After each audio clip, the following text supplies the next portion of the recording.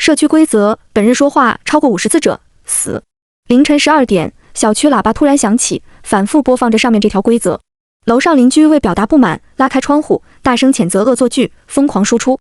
可就在刚说满50个字的时候，他却突然停了，紧接着从6楼猛然坠下。这件事情发生时，我正在5楼窗前为邻居加油助威，不停称赞大哥，骂得真解气。大半夜的突然散布这种信息，扰人清梦不说，还晦气。也不知道物业怎么管的。可让我怎么也没想到的是，在刚好说满50字的时候，邻居大哥竟突然一愣，眼神恐惧，嘴巴张大，仿佛被一只无形的手扼住了喉咙。紧接着，在众目睽睽之下高高跃起，跨过了窗户，一跃而下，吓得我赶紧把头缩回来，就这么眼睁睁看着他头朝下从我的窗前短暂划过，砰的一声后狠狠坠到了地面。再看出去时，水泥地上已经只剩摔碎的尸体，血肉模糊，溅得到处都是。这诡异的一幕直接吓住了整个小区，周围顿时陷入了一片窒息般的死寂。我的天！我刚想惊呼出声，却被一只大手捂住了嘴巴。转头一看，是我的合租室友江子玉。他一边比出噤声的手势，一边拿出手机疯狂敲字。过了几秒，把屏幕上的文字转向了我。没记错的话，加上之前的吐槽和加油助威，你已经说了47个字了。而之前的广播的规定是，本日说话超过50字者死。联想到邻居大哥的惨烈死相，我不禁浑身一颤，头皮发麻。我靠！江子玉拧紧了眉毛，急忙捂住我的嘴，重新敲了一行字。现在是49了。眼看事态紧急又诡异，我们急忙打开房门，叫醒了另一个合租室友一山。他有严重的神经衰弱，必须戴着眼罩和耳塞入睡，因此哪怕刚才的广播和怒骂如此大声，也没能把他吵醒。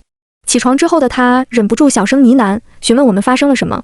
好在我急忙捂住他的嘴巴，才制止了他的行为，只浪费了3个字的说话额度。冷静下来之后，我们3个人聚在客厅，用手机打字交流，想要知晓业主群里有没有人说话，却发现网络已经全部断绝，根本接收不到一点信息。不过好在，就算信号全部被屏蔽，报警电话也依然可以拨打。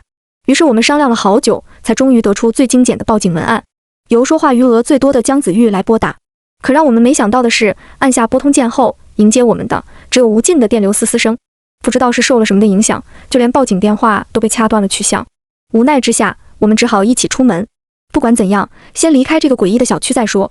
可更加绝望的是，走到小区门口，我们发现不管是紧锁的铁门还是高耸的围墙，都已经被浓浓的黑云笼罩，烟雾弥漫，根本看不到外面的道路。正门上挂着一具鲜血淋漓的尸体，身穿保安服，皮肤已经被电成了焦炭。就在他的尸体旁边，静悄悄地立着一副从未出现过的木牌，禁止离开小区。对于这条规则，我们3人都没有任何怀疑。保安的下场已经证明了一切。很明显，现在这个小区已经变成了困杀居民的死地。沉默一上午后，中午12点，小区喇叭声终于再度响起。更加完整的规则讲清了我们现在的处境。请注意，社区规则介绍如下：一、社区每日会出现一条新规则，于0点通过喇叭发布，请务必严格遵守，否则当场死亡。2、每当新规则产生时，上一条规则自动失效。3、规则与规则之间不会重复。4、周边已布置高压电网，严禁离开社区范围。5、社区规则持续时间为10天。10天后，所有规则结束，仍然存活者方可安全离开。听完规则，我忍不住长吐一口气，在手机上敲下文字。也就是说，这样恐怖的地方，我们要待满10天。江子玉点了点头，没错，而且要经历10条不同的规则，一旦违反就会死。这实在是太危险了。一山挠了挠头，而且不能离开小区的话，食物岂不是也成了大问题？想到这里，我赶紧起身看了看冰箱。还好我和江子玉都有做饭的习惯，冰箱里备了不少食物，米面也还有很多，起码不会让我们3个人饿着。于是我回应道，食物够我们吃。不止如此，江子玉摇了摇头，小区里有这么多住户，天天点外卖的年轻人也不在少数。随着时间推移，一定会出现有人食物不足的情况，或许到后面几天，每天饿死的人都比死于规则的多。而且就算饿不死，饥饿状态怎么应付这么多规则？看了他写的话，我顿时恍然大悟，那我们的口风一定要谨视，不能向别人透露我们有充足的食物储备，而且门窗也一定要锁死，防止那些没有食物的人精神崩溃，做出可怕的举动。随着讨论越发深入，我们的忧虑也越来越多。诡异规则的出现，很难不让人提心吊胆，谁也不想死得这么莫名其妙。接下来的整整1天，我们都在窒息般的压抑里度过，面面相觑，谁也不敢说话，尤其是我，只剩下最后1个字的额度，只要敢开口就会当场暴毙。为了帮我管住嘴，江子玉和一山也始终一言不发，以免我顺口接话，哪怕他们其实还剩下不少的说话余额。而到了傍晚，一夜没睡的我困意来袭，双眼疲倦，却根本不敢趴下睡觉，生怕万一说了梦话就会当场殒命。在精神紧绷的状态里，我只能紧紧捂着嘴巴，全程盯着时钟，期待它能走得稍微快一点。好在后面没出现什么意外，在我即将精神崩溃的时候，午夜的钟声在整个小区响起，0点到了，所有人都屏住呼吸，竖起耳朵，等待小区喇叭。一小串电流声后，第二天的规则终于响起。社区规则2：本日睡眠时间超过3小时者，死。听到完整规则后，我不禁眉头紧皱，甚至咬牙切齿。这规则针对我？眼看精神紧绷整整1天，就等着规则刷新睡个好觉了。新规则居然限制睡眠，一股不忿的念头涌到心间，我终于忍不住张嘴，破口大骂起来：去你的狗屁规则！反正新规则产生之后，上一条规则就会自动废除，我现在不管说多少话都不会出事。可还没骂几句，喇叭里竟又传出了新的话语。姜子玉急忙捂住我的嘴，示意我仔细倾听。请注意，社区原有人数600人，首日规则后存活531人。此言一出，我们3个都冷不丁打了个寒战。短短1天时间，小区里居然死了69个人。哪怕知道规则凶险，也实在是有些瘆得慌。更何况后面还有足足9个规则在等着我们，也不知道这600人的小区最后能有多少人活着走出去。我们面面相觑，发出几声叹息。好在悲观的情绪并没有蔓延多久，一山率先振作了起来，走进房间，拿出一台电脑，手指飞舞，迅速制作了一个表格。现在我们的精神都很疲惫，休息无疑是至关重要的事情。他敲着键盘说道：为了保证安全，我建议大家合理分配睡眠额度。不得不说，一山的思维真是相当敏捷。短短5分钟不到，他就制作了一份精密的睡眠排班表。为了避免一次性睡完3个小时，难以应付后续可能产生的困倦，一山把我们每个人的睡眠额度都分成了5份，每分半个小时，分布在凌晨、上午、下午、傍晚和深夜，保证最基础的休憩需求即可。多余的半个小时，则是预留出来的保险缓冲期，避免有谁因为犯困忍不住闭眼打盹，超出了睡觉额度，直接丢了性命。并且我们3人的休息时间全都交错开来，以便相互监督，提供叫醒服务。看了他周全的建议，我和姜子玉自然没什么意见，双手表示赞同，同时翻出一堆眼罩和耳塞，保证入眠时能有最安稳的睡眠。盯着窗外浓稠的夜色，我不禁有些感慨，也不知道今天会死多少人。一山扶了扶眼镜框，镜片里反射出惨白的月光，估计会比昨天多得多。这个规则看似简简单单、朴实无华，但其实非常凶险。睡眠需求是人体的生理本能，越是疲惫紧张就越难抵抗。经过昨天的折腾，居民们普遍精力不足。刚开始还能靠着肾上腺素的分泌强打精神，但随着时间流逝，终究会扛不住。还好我们家里人多，可以互相监督，以防万一。小区里那些喜欢独居的年轻人，就只能靠意志力硬熬了。看着外面一盏盏飘渺的灯火，我长叹一口气，他们恐怕凶多吉少了。接下来的一整天里，我们都严格遵循一山的表格，轮流睡觉。已经2天没合眼的我，总算得到了短暂的休息。戴上眼罩后，根本不用酝酿睡意，疲惫感就迅速钻到了眼眶内。顺着浓浓的困意，我迅速睡去。只可惜，这样舒服的睡眠只能持续半个小时。临近时间节点时，我被姜子玉和一山疯狂摇动，从睡梦中挣扎起来。清水洗脸，不停掐手臂后，再执行起监督者的义务。等到上午9点时，才终于迎来第2次睡觉机会。如此反复，熬过时间流逝。看着窗外太阳缓慢爬起挪移，又慢慢下山，我不禁感叹，一山的方法真是救了大命了。对于疲倦无比的我来说，3个小时的睡觉份额实在是杯水车薪，根本不足以抵抗困倦。要是一口气睡完，后面的一整天就成了定时炸弹，随时可能不小心闭眼暴毙。分配到不同时段后，我总能在即将支撑不住的时候，熬到下一次睡眠，把命续住。虽然痛苦不已，但好歹能保住性命。而在这一天里，小区里此起彼伏，接连爆发了上百道惨叫声，撕心裂肺，贯穿耳膜。声音的来源，想必都是因触犯规则而死去的人。很难想象，那到底是怎么样的死相。在紧张忧虑里熬过24个小时后，才总算等到了午夜钟鸣第3次出现。熟悉的喇叭声滋滋响起，新规则应声而出。社区规则3：本日看到阳光者，死。请注意，2日规则后，社区存活397人。第3天的核心是阳光。听到这里，我终于松了口气。这次的规则总算不涉及睡眠和休息了。再熬下去，精神都崩溃了。不过这毕竟也是杀人规则，我们依然不敢怠慢，于是凑到一起认真分析起来。现在是0点整，最近我们这里日出的时间大概是6点50。一山一边说着，一边晃了晃手上的腕表。我看着窗外浓郁的夜色，摸了摸下巴，咱们在6点之前把门窗全部封死，应该就不会出事了吧。反正食物储备也足够充分，只要把阳光完全隔绝在外面，那这里就是绝对意义上的安全屋了。江子玉点了点头，看向我，之后的一整天，我们想睡多久都没事了。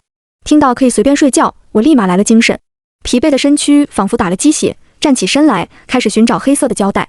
1年前，我在剧场做过舞台助理，从工作室顺走了一堆道具，放在客厅角落，没什么用处，扔了又可惜，没少被他们嫌弃。如今总算是派上了用场，正儿八经的工业级胶带，防光效果拉满。我们分头行动，将每一扇门窗全部都贴上一圈又一圈，严严实实。为了避免漏光，更是对缝隙的位置重点照顾，足足贴了7、8层。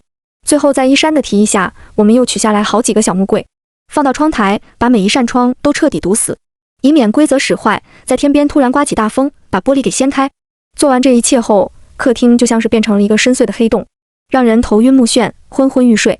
和他俩打声招呼后，我终于安心钻进了沙发里，沉沉睡去。咚咚咚，咚咚咚，哐哐哐，不知道睡了多久，我才终于从疲惫中醒来。睁开肿胀发疼的双眼，耳畔全是密密麻麻的敲击声，好像有人在我旁边又敲又踹。除此之外，便是起起伏伏的粗重呼吸声，来自我身旁的江子玉和依山。在我睡去之后，他们俩又继续讨论了许久，所以比我睡得晚些。这个敲击声是哪里来的？我揉了揉隐隐发疼的后脑勺，从沙发上起身，看了看时间，已经是下午1点半，阳光最盛的时候。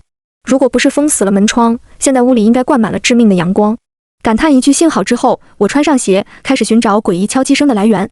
最终发现，它们竟来自于大门外的走廊，更准确地说，是来自于楼里别的住户。有好几道凌乱的脚步声，如同幽灵一般，在楼道里乱窜，不停地敲门、踹门，甚至用指甲刮出刺耳的嘶嘶声。贴到门上，还能听到呢喃声、呜咽声、哀怨声，混作一团，听得我直起鸡皮疙瘩。可是为了避免看见楼道里可能漏进的阳光，猫眼已经被紧紧遮住，我没办法看到外面的场景。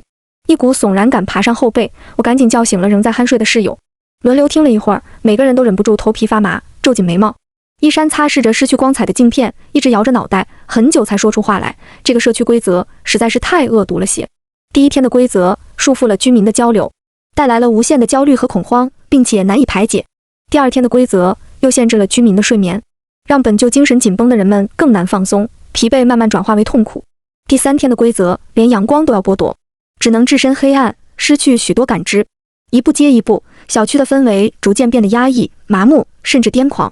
加上食物短缺的致命影响，很多人都会崩溃，甚至为了求生，做出可怕的行为。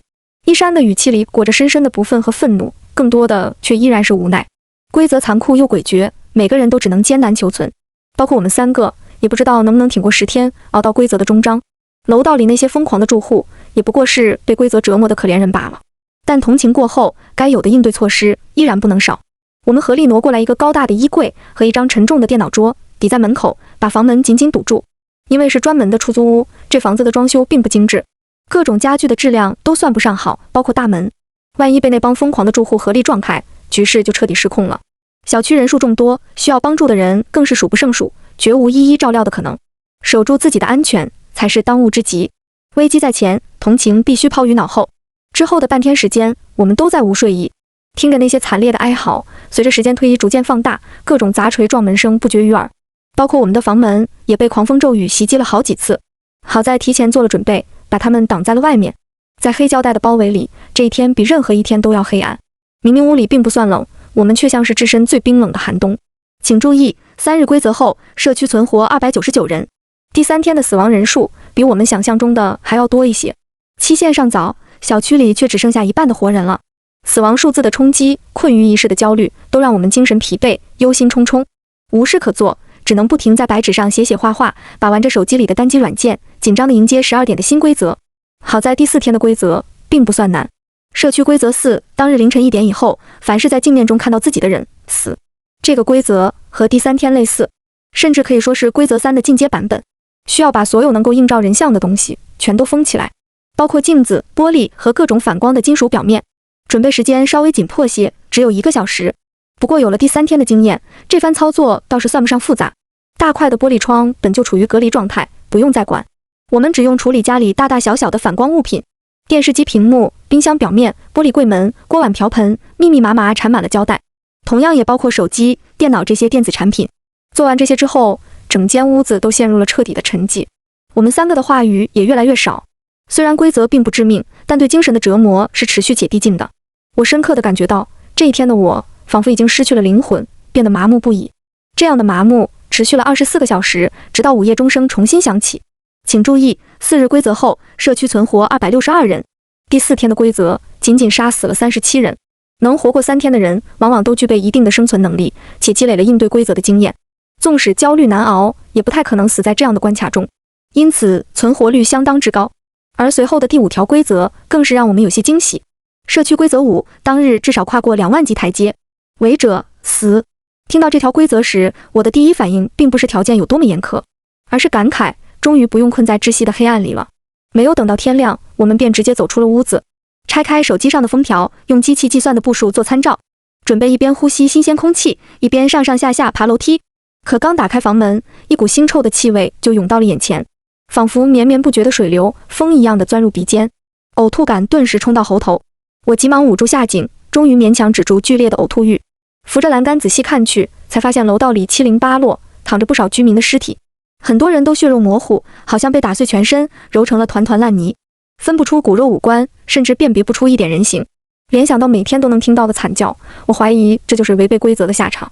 另外还有些干瘪的尸体，身上遍布各式各样的伤痕，多半是第3天时疯狂争斗导致的死亡。一幕幕惨状让我不寒而栗，本来有些高涨的心情瞬间跌落谷底。死亡从未离去，而是一直在我们身边。2001、2002、2003、6025、6026、6027，不知不觉间，我们在腥味弥漫的楼道里爬到了天亮，跨过一级一级台阶，互相鼓励之下，气氛倒也没有想象中压抑，甚至逐渐适应了刺鼻的血腥气，闻不出多少异样了。不过必须承认的是，我们一开始低估了这个规则的难度。整日宅家，微信步数常年垫底的我，已经很久没有经历过这么大的运动量了。仅仅是6000阶，就感觉精疲力尽，双腿发麻，隐隐颤动，难以控制。平常走个6000步都觉得累，更别说换成台阶了。无奈之下，只能暂时回屋休息。待到中午12点起床，简单进食之后，才重新开始新一轮爬楼。天亮之后，不少存活的住户都各自走出了房门，加入了爬楼大军。人多起来之后，紧张感略微减少，体力消耗仿佛也更少了些。但对于我们来说，这2万阶依然是难以逾越的大山。太阳悄无声息地掉到地平线下，夜色越来越浓。直到晚上10点半，手机上的步数终于跳到了21000。为了避免数据被小部分平地走路影响，一山建议我们多走1000步，确保万无一失。任务完成，我终于松了口气，任凭身体在酸胀感的支配下瘫软在地，喘着粗气，直接躺倒在楼道里，感受着有些生冷的风，心里最大的石头总算落了地。虽然艰难，但好歹有惊无险地活下来了。在我们3人中，姜子玉的身体素质居然是最好的，8点半便早早地走完了2万多阶。而作为男生的一山居然最吃力，11点出头才终于走完，险些失败。没等我们休息多久，午夜钟声准时响起。比规则喇叭先出现的是一片片惨烈的嚎叫。小区里不少行动不便和缺少锻炼的住户都没能熬过这个规则。我们亲眼看到一位60岁的阿姨因为体力不支，仅仅走过9000级台阶，突然呼吸不畅，捂住喉咙趴到了栏杆上，鲜血从每一寸皮肤上慢慢渗出，血肉溃散，带着瞪大的双眼搅成一团。她死前的表情极度狰狞，似乎有数不尽的痛苦，让我不寒而栗，后背发毛。狠狠咽了几口唾沫，终于等到了那道熟悉的喇叭声。请注意，5日规则后，社区存活215人。社区规则6，当日中午12点，请前往所在单元楼的楼顶天台，12点10分后方可离开。违者死。听到这个规则之后，我愣住了。什么意思？怎么和之前几次的画风都不一样了？只需要花10分钟去一趟楼顶，乍一看十分简单，几乎没有任何难度，和一整天不能说话、不能睡觉、爬2万级台阶比起来，简直是小儿科。可越是这样，我反而越是担忧。5天时间，小区已经死掉了一大半的住户。社区规则从来没有仁慈过，所以这条看似简单无害的规则里，一定隐藏着恐怖的杀机。思考片刻无果后，我深吸一口气，看向身旁的一山和姜子玉，他们果然也眼神上移，处在思考状态。见我看过去，一山轻咳一声，说出了自己的想法。这次的规则有点邪门，我也摸不着头脑。我的建议是，既然规则没有限定其他时段的自由，那我们现在就去一趟楼顶，搜寻一下线索，争取能发现些什么。如果得不到可用的信息也没关系，先回屋休息，养足精神和体力，才好应对后续的规则。回去之后，大家都先热敷按摩腰腿再入睡，尽量减轻乳酸分泌的影响。等到上午10点，我们提前出发上楼，尽早落位，方便熟悉场地，观察动向。这次的规则恐怕变数很大，不可控因素很多，我们一定要万分小心。在一山的带领下，我们一起爬到了顶楼。天台虽然没有锁门，但长期无人进出，门缝里都钻满了锈迹，狠狠踹了好几脚，才终于撞开大门。上面空空荡荡，除了一个简易的储水罐外，便再无他物。水泥的地面还算是平整，俯下身去便能一眼看到头，除了一层薄薄的灰尘外，什么也没有。如此干净的地方，我们就算地毯式搜索一趟，也只需要10来分钟。确认毫无异常后，只能各自回屋睡觉，直到日上三竿，临近10点，才从睡梦中艰难起床，再次一起上楼。和预料中一模一样，楼顶天台依然普普通通，让人摸不着头脑。而且随着时间推移，顶楼上的住户越聚越多，30-40人一起研究，也没人找得出线索。在诡异又尴尬的氛围里，时钟慢慢接近了中午12点。直到此时，我们都不明白规则的目的到底是什么。各栋楼的天台都挤满了脑袋，大家的脸上都写着不知所措。未知总是能引起不安，每个住户都心中惶惶。我们只能盯着手机和腕表，时不时张望四周，等待规定时间到来。眼看屏幕上11点59分的数字已经停留许久，一道突兀的尖叫声终于扯破了所有人的注意力。那是什么？我急忙循着声音抬头看去，果然在远处的天空中看到了一个黑点，坠在天际，看不清具体形状。仅仅是3秒之后，黑点的后方便有更多黑点迎风而来，成百上千，成群的黑点飞行速度极快，密密麻麻地朝小区的方向飞来。显然，它们就是第6条规则给我们的考验。待它们飞得近些，我终于看清了黑点的形状，居然是一只身形庞大的怪鸟，浑身漆黑，长着巨大的灰色尖喙，嘴角露出锋利的獠牙，瞳孔闪烁着若隐若现的血色红光，既像大号的乌鸦，又像邪恶的秃鹫。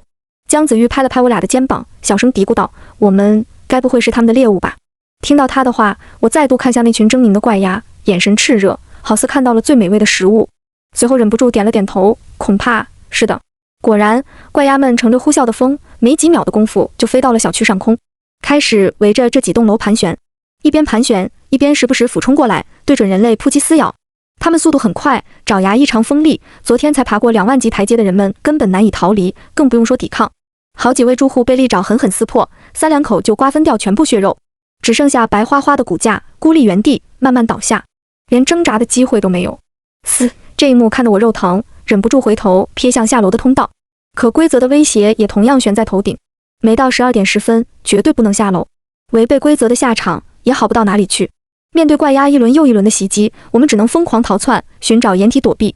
只可惜这个天台实在是太过于空旷，除了那个储水罐，就只剩下平整的水泥地。罐体后面，包括我们，足足躲着10几个人。惊魂未定的我拍着胸口，目睹空地上不停产生的杀戮，血沫如雾，耳旁萦绕着沙沙的蘑菇声。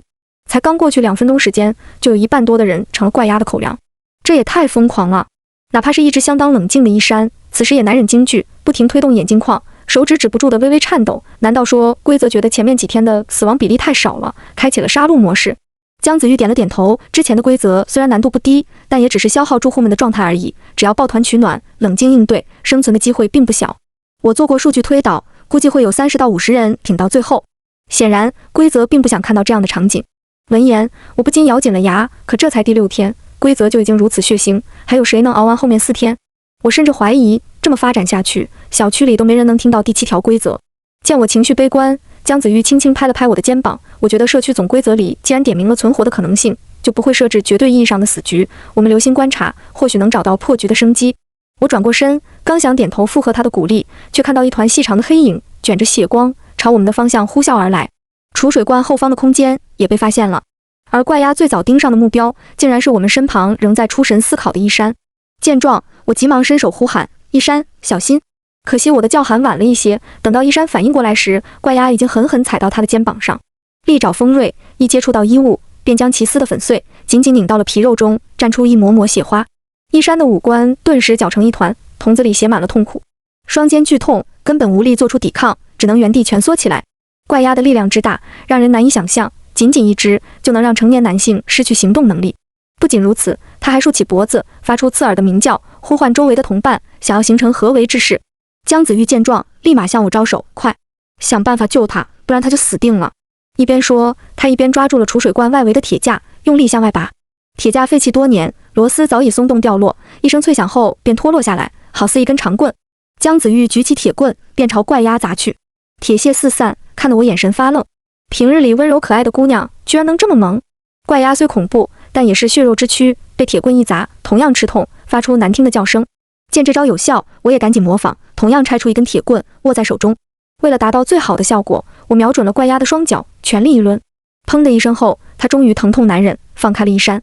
可随后，怪鸭的怒火全部汇聚到了我的身上，它疯一样的嘶吼着，朝我掠来，翅膀一扑，便将我撞翻在地。跌倒之后，我只觉得浑身发麻，短时间里使不出半点力气，怎么都站不起来。眼看怪鸭在头顶越聚越多，我的心落到了谷底。完了！此时此刻，一山刚被松开，肩膀上2条血痕触目惊心，显然自顾不暇。而姜子玉则离我有段距离，正手持铁棍，想要驱散前来合围的3只怪鸭。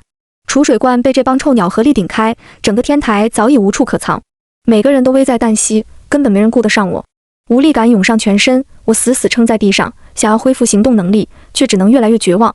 无可奈何的我，只能一边等死，一边看着怪鸭疯狂屠杀着四处逃窜的住户们，一个又一个，他们一次一次地朝着奔跑的住户掠去，狠狠啄上一口，再盘旋上天。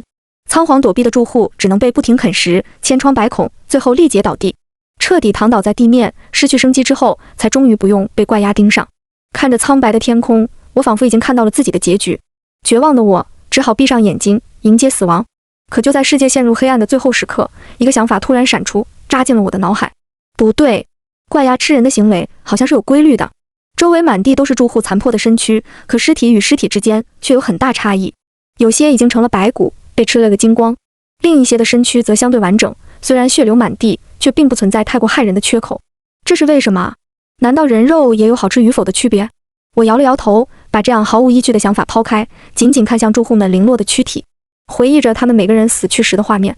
如果没记错的话，那些只剩白骨的住户都有过抵抗激烈，亡命奔逃，直到被瓜分完毕，才终于散家倒下。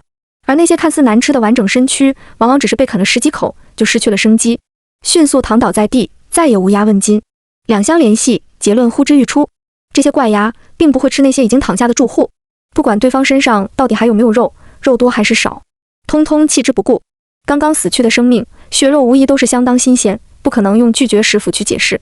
念头一转，我猛然想通了一切，立马朝着一山和姜子玉高声呼喊，他们有视力缺陷。怪鸭行动敏捷，却偏偏认不出平面上静止的身躯，躺下，死死贴紧地面。说完之后，我也立马原地俯身趴下，把身体死死站在地面，绝不翘起任何一个部位。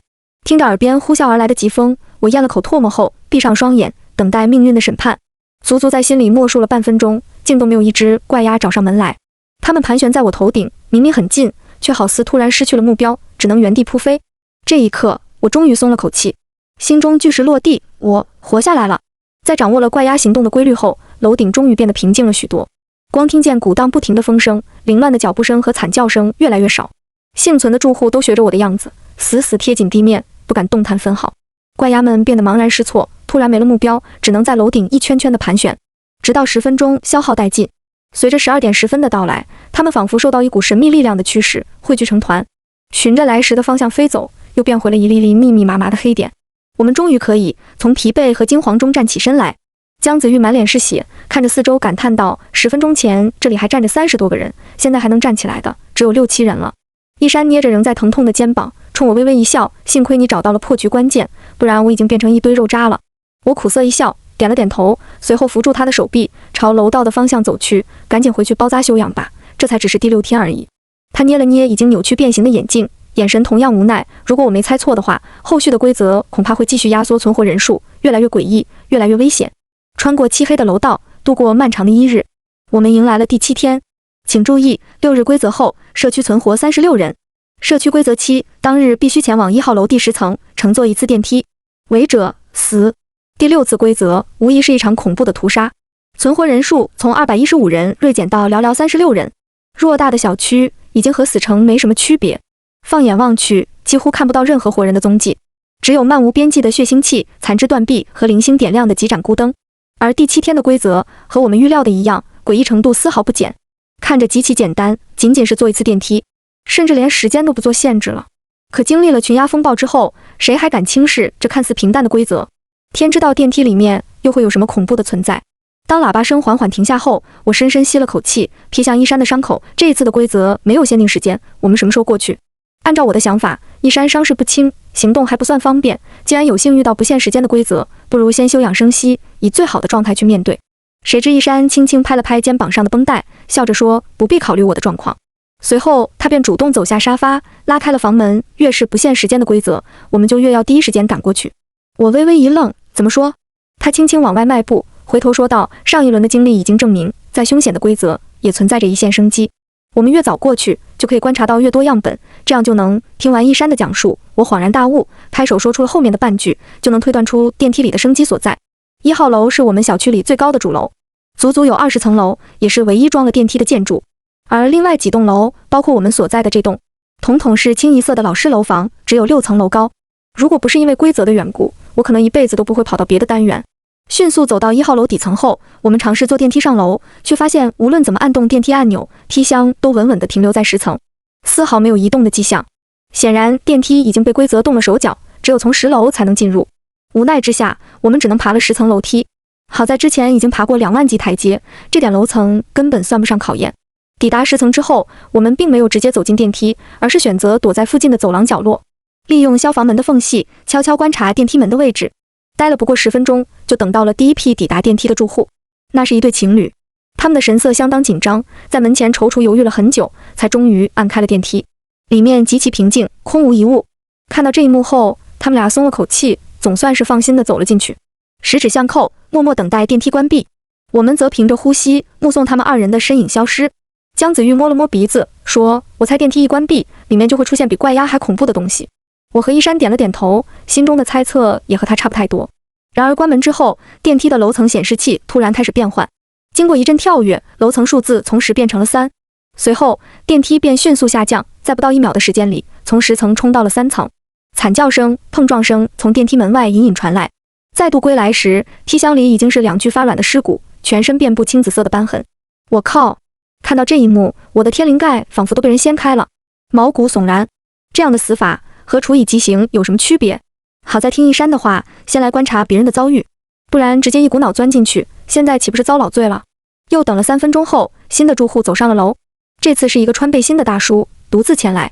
等他按开门，我们惊奇地发现那对情侣的尸骨居然已经消失不见，电梯仿佛回到了最初状态，普普通通，空空如也。而大叔也像前面那对情侣一般站进了电梯，这一次显示器的数字变成16，电梯猛地上升，同样在不到1秒的时间里呼啸而去，钻到了16层。大叔不出所料，变成了梯箱里第3具亡魂。看着这一幕，我们沉默了许久，直到姜子玉缓缓开口，所以说这个电梯每一次开启都会随机选中一个楼层，以极快的速度冲刺过去。一山点了点头，恐怕是这样。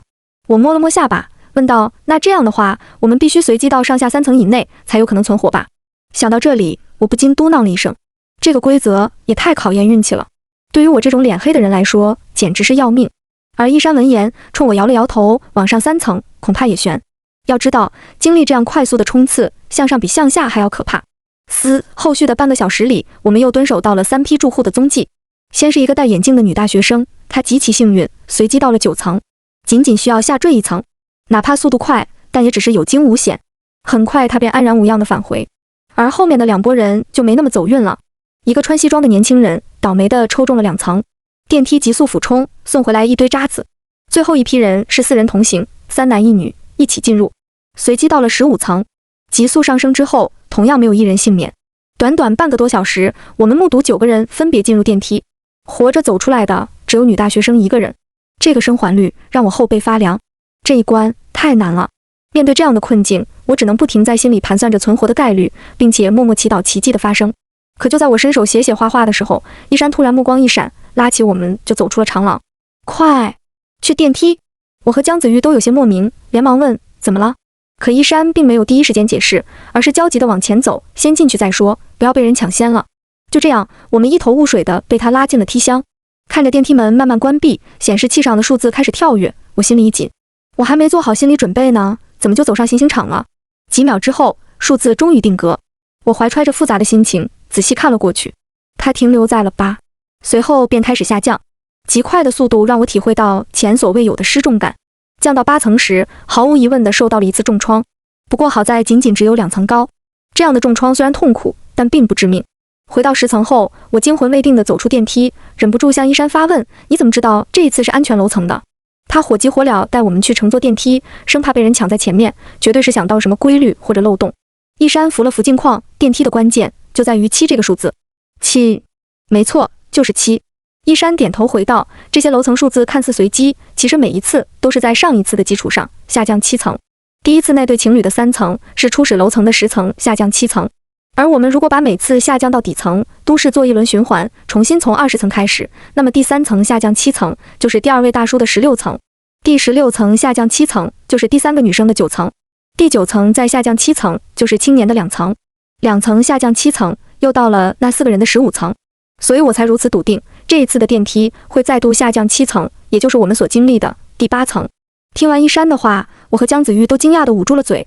电梯规则的背后居然是这么简单的规律，当局者迷，我们2个竟没有一点察觉，也难怪一山要如此火急火燎地拉着我们进入电梯。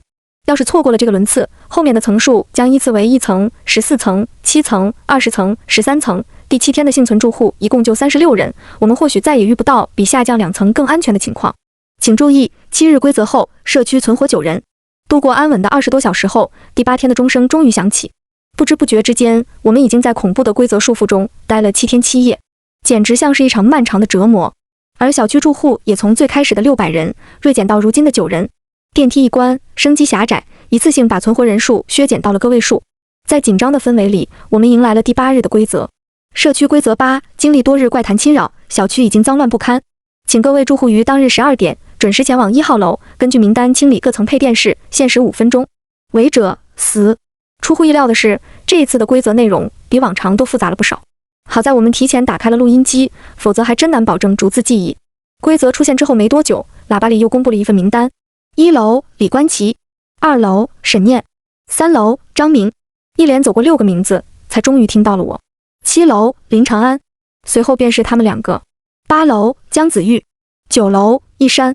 听完名单的一瞬，一山手中不停旋转的笔骤然落地，捡起之后，他目光一致，表情略有些凝重。许久，终于开口：“看来这次的规则，我们没办法一起面对了。一人一层楼的模式，几乎是强行逼迫抱团的住户分开，各自为战了。这一路走过来，不管是子玉的果决，还是长安的细致观察，亦或是我的分析推理能力，都是我们求生的关键要素。真可惜，这一次注定要被拆解开了。哪怕只有5分钟，这样孤独面对未知困境的气氛，都让人有些无力呀。”说完，他叹了口气，重重地窝到了沙发里。不得不说，规则真的很懂得如何挑逗人心。每一次的考验，总能比上一次更加沉重。和之前几次一样，我们还是选择了提前踩点观察。既然配电室需要我们清理，那总得先去看看里面到底有什么样的脏污。只可惜，和意料中一样，没有到达规则约定的时间，就不会出现任何异常。每一层的配电室都干干净净，只有各种整齐的线路仪器在默默运转，连灰尘都找不到一粒，更别提什么脏污了。简单巡视一圈后，我们只能悻悻而返，回屋睡觉休息。作为酷爱研究电子机械的理工男，一山还特意从积灰的箱子里翻出了3只老式对讲机，调到同一频道，就能在1公里内实现实时对话，不需要连接公网，刚好适合我们现在的需要。带上各式清扫工具，做好十足准备后，我们各自守在对应的配电室门口，等待12点的到来。电流声滋滋作响，让我十分紧张。光顾着深呼吸调整情绪，居然都忽视了手机屏上时间的变换。直到听到一山那边传来声音，才回过神来。我已经打开配电室的门了，里面居然是……话还没说完，就变成了一阵剧烈的咳嗽。我一边开门，一边拿起对讲机，问道：“怎么了？”每一面墙都是血，密密麻麻的血痕，腥味滔天，我戴了3层口罩都戴不下去。听到的一山的描述，我觉得有些瘆人，同时也忧心忡忡，不知道我对面的这扇门后会是什么东西，也会和死去的住户有关吗？而在我之前，江子玉也第2个打开了配电室的门，顺带讲述起了情况。我好像运气不错，这里面只有几处涂鸦。一山听完有些兴奋，那太好了，你如果可以快速搞定的话，就能及时支援我们2个了。与此同时，我也终于用力抠开了紧闭的铁门，里面的场景却让我目瞪口呆，和我想象过的每一个场景都大不相同。没有脏污，没有堆积如山的残肢断臂，没有陈列整齐的死人头，甚至一点都不血腥，却又透露着极致的诡异。因为里面只坐着一个人，一个衣衫褴褛的瘦弱女人，她蜷缩着身子，靠在配电室的角落，直到铁门打开，才终于抬起了头。清晰的面目让我无比熟悉。江子玉。什么？看到这一幕，我整个人都炸开了。本来紧握的对讲机都掉到了地上。不是清理脏污吗？里面为什么坐着江子玉？那对讲机另一边的人是谁？听到我这边的异样后，一山第一个做出反应，急忙询问：怎么了？你那边看到了什么？我手臂有些发颤，一时之间竟然不知道该说什么。里面是……犹豫了半天，却仍然开不了口。一股惊悚感直冲天灵盖，我根本看不懂规则的意图。万一配电室里面那个才是真正的姜子玉，我又该如何组织语言才能绕过他，传达给一山？从前看过的悬疑电影都一个个冲进了我的脑子，简直要烧坏我的 CPU。感受到我的慌乱后，一山简单沉吟了几秒，随后立马用坚定的语气向我回应：长安，听我说，不管怎么样，只有遵循规则，才有活命的可能。我们只有5分钟的时间，无论你看到了什么东西，有多么让你震惊，你都必须清理掉它。一山的话如同雷霆砸进我的心底，让我如梦初醒。没错，我只有5分钟的时间，去思考那些烧脑又奇诡的逻辑，是一件毫无意义的事情。无论怎么样，身处这个小区，遵循规则行事就是求生的第一要务。只要是配电室里出现的东西，就必须清理掉。于是我立马起身，准备选取工具。可让我没想到的是，在我和一山对话的间隙里，角落里的姜子玉已经悄悄爬到了门口。趁我拿工具的时候，他竟一个闪身向楼道里亡命跑去。糟糕，那个衣衫褴褛的少女跑得飞快，转瞬之间就只给我留下了一个细小的背影。在运动能力方面，简直和现实版的姜子玉如出一辙。面对这样一幕，我来不及懊恼，只能抄起带有些攻击属性的短铲，疯狂追过去。拼命追逐之际，我的心里只有一个念头：千万不能让他跑到别的楼层。清理配电室的任务一共只有5分钟期限，一旦让他溜到别的楼层，找地方猫起来，我的胜算将被缩到最小。要在20层的茫茫高楼里寻找一个身材纤细的女孩，谈何容易？一想到这里，我就更加焦急，脚下速度快到了从未想过的极限。但姜子玉毕竟有出其不意的先发优势，始终与我隔着遥远的距离，而且他没有任何负重，我的手里还拿着一把短铲。这样下去，我连接近他都够呛。可如果把短铲扔掉，我又怎么保证能制服他呢？两难的抉择摆在眼前，紧急的状况几乎让我的脑袋炸开。而命运之神终究没有眷顾我这边，1号楼的走廊并不算长，少女几乎没有受到任何阻碍，就快速跑到了楼梯口。完了，我的心里升起浓浓的绝望。小区里爆死了这么多住户，总有些人死前没有关门。一旦让他钻到别的楼层，进入某个住户空荡的家里，我根本不可能在5分钟内把他找出来。死定了！判了死刑的我被绝望笼罩，再也无力追逐，只能靠在消防门上，喘着粗气，听着脚步声越来越浅。想不到熬过了7个规则，我还是活不到最后。我叹了口气，把手里的短铲扔掉，准备静静等待死亡。可就在这时，一声惨烈的尖叫突然从头顶传来，几乎贯穿整个楼道。听到惨叫之后，我急忙重新捡起短铲，走上楼梯，爬了足足5层楼后，才在12层找到了声音的来源。走廊里趴着一个不停流血的少女，正是刚才亡命逃窜的盗版姜子玉。而踩在他腰上的人正拎着一把沉重的消防斧，恶狠狠地大口呼吸，脸上沾满了血。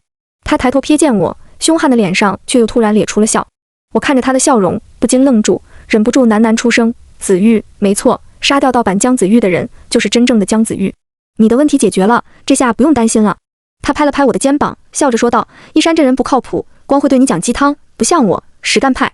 看着他爽朗的笑，我的眼里不知不觉噙满了泪水。杀死了盗版姜子玉后，我们把他扔进了垃圾桶，最棘手的难题总算解决。随后我便前往8层，帮助姜子玉迅速清理了涂鸦。利用最后2分钟，3人合力，总算清除了9楼那些极其凝固的血渍。卡在期限的最后一刻，将3个清理任务全部完成。我们总算有惊无险地等到了第9天。请注意，8日规则后，社区存活6人。不得不说，最后这几天真的有些决赛圈的味道。死亡的威胁越来越残酷，存活人数屈指可数。简单等待后，规则出现。社区规则9，全体住户请于夜间8点到达1号楼10层，乘坐电梯前往地下1层。违者死。听到这里，姜子玉不禁撇了撇嘴，电梯又是电梯。显然大家都对那个动不动就100米冲刺的电梯心有余悸。在规则怪谈里出现电梯，准没好事儿。不过话虽如此，我们还是一如既往的打足精神，带上一包应急的工具，准时前往。在电梯门口，我们遇到了小区里剩余的另外3个幸存者。他们是3个肌肉强健的男生，个个穿着净爽的运动背心，同样准备充足。最出乎我意料的是，他们3个人也是结队一起的，并且他们对于我们3人的出现带着浓浓的戒备心。狭小的空间里，我们6人泾渭分明，各站一边。一山捂着嘴巴，小心翼翼地对我们说，其实这样的情况反而显得合理，电梯内关能够支撑存活的层数并不多，最终36人存活了9人，里面必定有成群的住户。而且他抿了抿嘴，继续说道：“他们也都是活过了重重难关的人，身体素质、心理素质、智慧、反应、运气，必定有自己的过人之处。规则残酷，之后我们一定要多加小心，保持对他们的戒备。”听完一山说的话，我和姜子玉都重重点头。不知不觉间，空气中竟弥漫起一股剑拔弩张的味道。直到时间走到晚上8点，电梯门突然打开，我们6人一同走进了电梯，根本不需要按动按钮，显示器就自动跳到了负1层，随后缓缓下降。电梯里的气氛极其压抑，没有人说话，所有人都盯着紧闭的电梯门，默默等待。2-3分钟以后，我们终于抵达了地下1层。按理来说，这里应该是小区的地下车库，可是如今这里居然变成了一条深邃黑暗的长廊。长廊尽头有一团火光，若隐若现。我们打起手电筒，慢慢向前走去，而长廊两侧的墙壁上竟全是用血绘出的壁画。结合着一些简短的文字介绍，我们看懂了画中的内容。里面讲述的是这座小区的重建史，或者说血泪史。原来我们所在的区域曾在60年前发生过一场惨烈的火灾，因为各条消防通道被利欲熏心的委员会强行占用、暗自售卖、违规使用，在慌乱的灾情里造成致命堵塞，整个小区都变成了烤炉一样的修罗场，房屋毁坏殆尽，惨叫声响彻整片夜空，难以疏散的人群被困在火场中心，只能活活等死。最终统计出的死亡人数足足有600人之多，而壁画之后深深嵌着密密麻麻的爪痕，触目惊心，撕心裂肺，似乎是一个个死亡住户的亡魂用指甲痛苦地留下。拥挤的通道里，我们6个人全都深吸了一口气。死亡人数600和小区最开始的住户总数600人，好像刚好能对应上。看完这些内容，我摸着下巴仔细回忆道。一山紧接着我的话，揉着眉毛附和，虽然有点违心，但我猜测这场规则生存游戏的源头多半就是火场里的600个冤魂。火灾凄惨，死得不明不白，按古代传说里的讲法，他们会形成传说中的冤魂，久久徘徊在周遭，难以消散，甚至调动古怪的磁场。仇恨、冤屈、不忿，一系列负面情绪交织出了现在这样的怪绝场面。他们埋藏在历史的痕迹中，一旦小区人数达到当初的600，便会展开这样一遭对世人的报复。我们听着一山的分析，频频点头，一边交流着，一边继续前进，直到脚下出现一条白线，跨过白线便走完了整条长廊，到达一个庞大的地下广场。广场中心矗立着3座木质高台，而我们神奇地发现，当有人踩到白线上时，线条就会亮起一道冷光，踩的人越多，光线就越亮。等到6个人全部踩上去后，广场的地面上浮现出了一行血色字迹。高台人满时，仪式开始，当前抵达人数03。虽然不知道所谓的仪式是什么意思，但是联想到广场内的3座高台，此时所有人都反应了过来。存活机会只有3个人。短暂的宁静被姜子玉的一声暴喝撕破。逃！这条白线居然是起跑线。没想到第9日规则竟会变成一场住户间的直接竞赛。6个人，3座高台，今晚注定只有3名幸存者。在姜子玉一声暴喝后，我们6个人几乎同时往前方全力跑去。地下广场面积巨大，高台的距离相当远。我们队伍的体力条件在另外3人的强壮肌肉面前简直不值一提。除了姜子玉能勉强追上他们的队列外，我和一山很快就被甩在了后面。一山2只肩膀还没完全康复，甚至只能勉强跑到半程。我紧咬着牙，不禁感叹命运不公。这样的比拼完全就是踩到了对方的强项上。不过也没办法，我们3人早就进行过探讨，得出了一致的意见。在这样残酷又漫长的规则考验中，运气和智慧、勇气等要素一样重要，都是具有决定作用的特性。没过多久，对方便有1人率先登上了第1座高台。在他站上去后，高台便升起2条赤红的光束，紧紧拱卫在高台两侧，最终形成一个保护罩一样的东西，将它包裹。如此一来，其他人就再也不能靠近这座高台。与此同时，广场上的文字也随之改变。高台人满时，仪式开始，当前抵达人数1/3。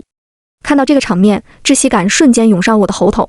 最不理想的情况发生了，高台一旦被占据，就彻底锁定名额。也就是说，现在我们3个人已经不可能一起过关了。可这还不是最糟糕的消息，更糟糕的是，我和一山距离高台还有相当长的距离，而另外2座高台附近只有姜子玉和对方的2人。对方经过这么多次规则洗礼，也是相当稳健，肩带着狠辣，并没有着急散开，各自激活高台，而是2人合伙围住了姜子玉，想要将他打退，消灭风险，稳稳拿下最后2个名额。面对2个壮汉的围攻，姜子玉几乎没有任何招架之力，电光石火之间便分出了胜负。姜子玉被几拳打倒在地，只能眼睁睁看着他们3个人轻松占据了所有高台。3缕红光亮起，地面的文字也终于定格。高台人满，仪式开始。我们三个无奈地瘫坐在地面，只剩下面面相觑，费尽千辛万苦，历经8场劫难，最终还是团灭在了第9天，甚至连一个希望种子都没有留下。唉，我叹了口气后，静静躺到了地上。可我的身后却突然传来了一山悠悠的声音：“等等！”我扭头看去，他正眯眼看着那3座耀眼的高台。你们有没有想过，这个所谓的仪式到底是什么？闻言，我下意识回道：多半是跟怨灵、冤魂、死人有关的仪式吧？那不就对了。一山突然拍了拍手：“你再仔细想想，和这些东西有关的仪式，一般都是什么？”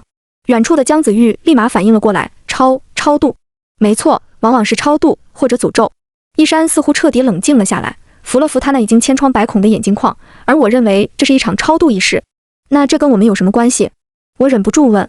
一山摇摇头，没有回答，而是反问道：“如果确定这是一场超度仪式的话，你们再看看那3座高台，觉得它们的形状像是什么？”我赶紧又仔细看了看那3座高台，回想着小时候偶然遇上过的超度会场。半晌之后，一个答案突然浮上脑海：难道是祭坛？没错，它们的形状和我曾经见过的祭坛一模一样。听完之后，姜子玉惊呼一声：“所以我们刚才争抢的其实是做祭品的机会。”一山点了点头，恐怕是的。话音刚落，前方猛然燃起3束火光，居然正好来自3座高台之内。这场超度仪式要活生生把高台里的3人烤死。撕心裂肺的惨叫声从密闭的祭坛中传来，他们3人不停拍打着元简般的光束，却根本无法逃离。不仅如此，祭坛上的火焰越蹿越大，甚至开始往四周蔓延开来，似乎要将整个地下广场吞没。姜子玉见状，立马起身朝我们狂奔而来，快往回跑。见状，我也赶紧起身，跑向来时的长廊，回到电梯之中，逃离这片即将成型的火海。耳旁风声赫赫，看着重新紧闭、再也无法打开的电梯门，我不禁有些发怔。规则还真是一如既往的阴险啊！诱导住户拼命争抢的东西，居然是死亡。请注意，9日规则后，社区存活3人。社区规则时，大火蔓延，社区进入最后的残存时刻，请在凌晨1点之后离开社区。我们总算松了口气。最后一个规则直接指出了生路。艰难无比的10天终于要结束了。本来繁华热闹的小区已经残破不堪，遍地白骨，空气中全是腐烂和腥臭的味道。不过1个小时后就可以离开这个地方，结束这诡异的一切。想到这里，我不禁长舒一口气。知晓最终的规则后，我们一刻都不想多等，直接走下了楼，提前站到小区门口，静静等待凌晨1点的到来。可随着时间推移，市况却变得有些奇怪。小区大门之外居然慢慢燃起了大火，围成一个大圈，将离开的路完全阻隔，并且火焰跟随着时间的脚步向大门靠了过来，如同涨潮一般朝小区内部奔涌。不知不觉间，整个小区都被火焰的光芒笼罩。规则里提到过大火蔓延，我们有想象过类似的场景，却没想到高温灼灼的烈火居然是从生路的方向扑来，并且不停吞噬毁灭着沿途的一切。这还往哪跑？情急之下，我们赶忙跑向小区其他的门，可不管是侧门还是后门，也都面临着同样的场景，甚至包括每一寸围墙之外，大火无处不在。这下子我们3个都有些丧气了。明明凌晨1点已经近在眼前了，规则却丝毫没有让我们离开的意思。果然是阴险的规则，最后一刻了还要愚弄我们一番吗？姜子玉喃喃发声，显然也被眼前的场景搞得发懵。路全被堵死了，走个屁呀！我看着漫天火海，叹了口气，说：规则的目的恐怕就是要所有人陪葬吧。或许他压根没想让谁离开，这也符合规则一直以来的定调。奇诡、变态、扭曲、阴暗，就这样，我们绕着小区走了2、3圈，时间也慢慢超过了规定的凌晨1点，可逃生的方向依旧迷茫。火海早已越过了大门和围墙，进入了小区里面，甚至已经触及了某些居民楼的墙面。根据它的行进速度推算，最多不过2点半，整个小区都将被彻底吞没，化为一片乌有。灰烬在天空中不断飘飞，仿佛凑成了黑色的密云。我们的心情也压抑至极。逃过了一劫又一劫，故事的尽头居然是一个死局。那我们算什么？最大的输家吗？这也太小丑了吧！气氛阴翳到冰点的时候，我看着楼群里最高的1号楼，呆呆发愣。就在这时，一个地方突然闪进了我的脑子里。对了，我们为什么不去地下一层看看？绝望之中，我的这句话突然打破了死寂。一山和姜子玉都猛地转头看向我，眼睛里放起了新的光芒。我靠！我之前居然没想到。一山猛拍大腿，甚至说起了粗话。如果说小区里有什么隐藏的地点，最适合做最终出口的话，那必定是1号楼的地下1层吧。神秘的走廊，被火焰淹没的广场，第9次规则的所在地，统统都印证着它的不一般。眼看滔滔火海越来越近，我们不敢怠慢。既然有了新的想法，就立马动身前去验证。果然，在1号楼10层乘坐电梯之后，它再一次缓缓启动，带我们去往了地下1层。看到长廊里那阴飕飕的壁画后，一股兴奋的感觉涌上我的大脑，生路绝对就在眼前。这一刻，我们几乎毫不犹豫，径直往前冲去。尽管眼前是无边无际的黑暗，但我们都相信尽头会是最后的生机。似乎是感受到了我们的进度，外面的火海也推进得越来越快。眨眼之间，竟让1号楼内部都变得炽热，高温传到地下，甚至让空气躁动起来。这般异样，无疑是在催促我们尽快向前。我使出了此生最大的力气，撒疯一样的埋头狂奔，很快便越过了壁画里历史的部分，抵达了爪痕或者说手印的区域。可让我没想到的是，那些扭曲尖锐的手印竟突然化作一团团黑雾，仿佛一只只手臂的形状，阻挡在了前方。